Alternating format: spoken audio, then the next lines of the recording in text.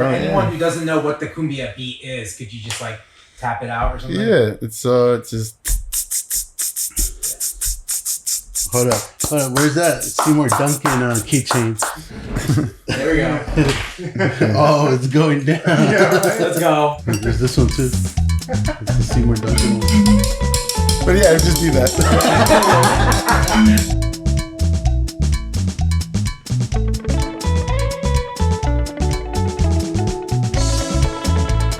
For me, it's like since I just played the guitar and piano and stuff. What it was like for me writing this album was actually kind of nice because it wasn't an artsy album for me. Like I feel like the Tripeando album was like my artsy album where I'm like, I'm just gonna be an artist and write songs that are like not necessarily tropa songs. And then for this album, actually some of those songs were commissioned. So during quarantine to make some money, I wrote songs for people. And so it was like, let's say it was someone's birthday and they wanted a song for their mom or for their girlfriend.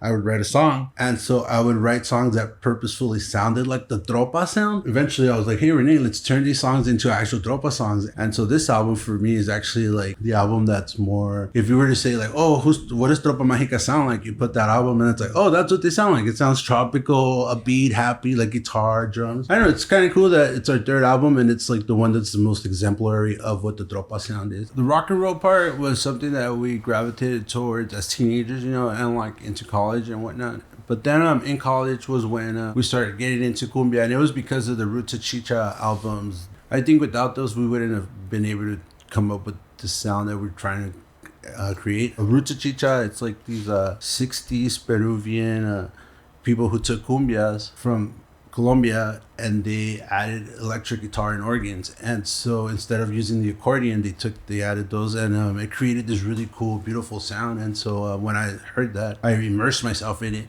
And so as I immersed myself into that chicha world, my dad was like, oh well, you like cumbias, check out these artists. And so he started showing me artists from Mexico like Mikel Laure, Rigo Tobar, Chico Che, Sonora Dinamita, and so now I had this reference of like 80s cumbia, 60s cumbia from Peru, and then I'm like, but we also like to rock and roll, and so we like, Renee likes to play loud, I like to yell into the microphone, and so we started meshing them. We saw this band called Cumbia Queers from Argentina. They came to LA, to the US. They did a few shows. I think they did like South by Southwest, and they did some LA shows, and we saw them at the small bar, and it's these four women. They do a cumbia cover, so they'll cover like Iron Man by Black Sabbath and do cumbia. And so when they started playing, Renee and I looked at each other. It was kind of like the missing link we were waiting for, because they didn't give a shit. Like they were like, they're gonna play cumbia heavy and like, you know, gnarly. We kind of like got this permission to be like, yeah, it's okay to rock out and be like rhythmically Latino, you know, like. But it, like, cause Dave was saying, once we saw Cumbia Queers, like we were seeing their set, we were excited. But the epiphany came when we heard their version of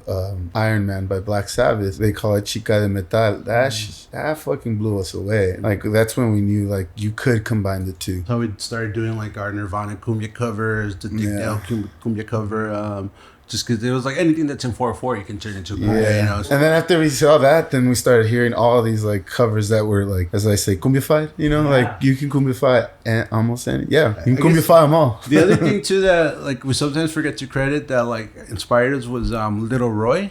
Little Roy is a reggae artist, ska artist from I think it was from Jamaica, right? I'm not sure. He did an album called The Battle for Seattle, and so he did a bunch of ska versions of like Nirvana songs. And so when we heard that album, that was also like, well, ska's not that far away from like two-tone ska's not that far away from cumbia. So yeah, they're not. And so that was also like another, those two things, I think those were like essential points for sure.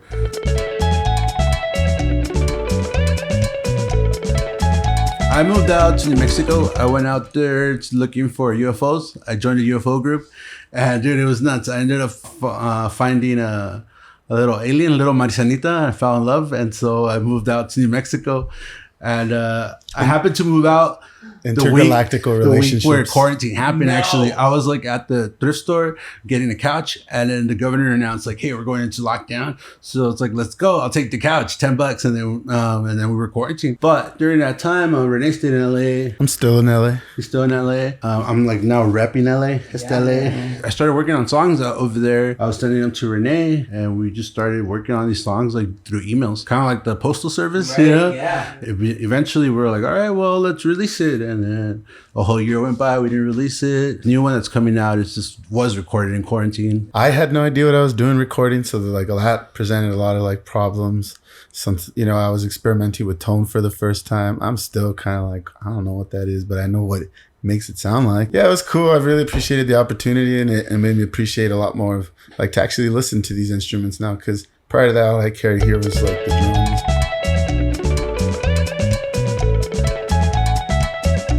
What kind of prep, like pre-tour prep, what's the process for your band? Before, I only used to have like 4 pedals, like a tuner, overdrive, delay, and a tremolo. And out of like last January, I just went down the rabbit hole of trying out so many different pedals, and it's just been amazing, because it's like, and I don't hoard them, like I'll be like, I'll try this one out, I'll try that one out, and it's just like, so for me, it's always just like fun trying out different sculpting tools, which are pedals for me. That's what I think they do, because at the end of the day, I could play the guitar just by itself and it'll sound good, but these pedals just like, it's fun to like add to it. What was your first guitar pedal? My first guitar pedal ever was probably Grunge. The grunge. I think so, yeah, like that DLD grunge one of those old, yeah. The purple one, right? Yeah, the purple one. Sparkly, Yeah. These things? It's pretty gnarly. It doesn't say volume on it, just says loudness on it. The first Seymour Duncan pedal I tried actually was at a music store in New Mexico.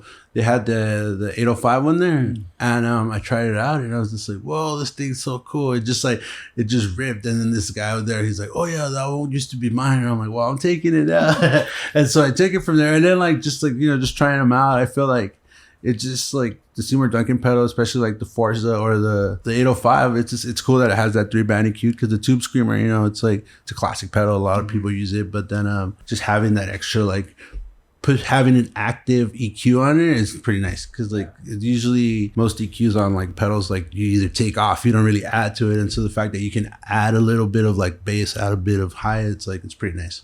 The ability to like to shape your tone is like what attracted me to it for sure. When's it gonna come out like on streaming though? On May 13th. Yeah, we lined it up with like Cinco de Mayo around that time, because it's a good time to cater to our Latino identities, You know what's crazy about though is that when we made it, I was telling David, I want this to just be something that when we finish it, we just release it, we put it on Spotify, like, we're doing it ourselves, and like it'll be like, here you guys go. And now that's kind of what's happening.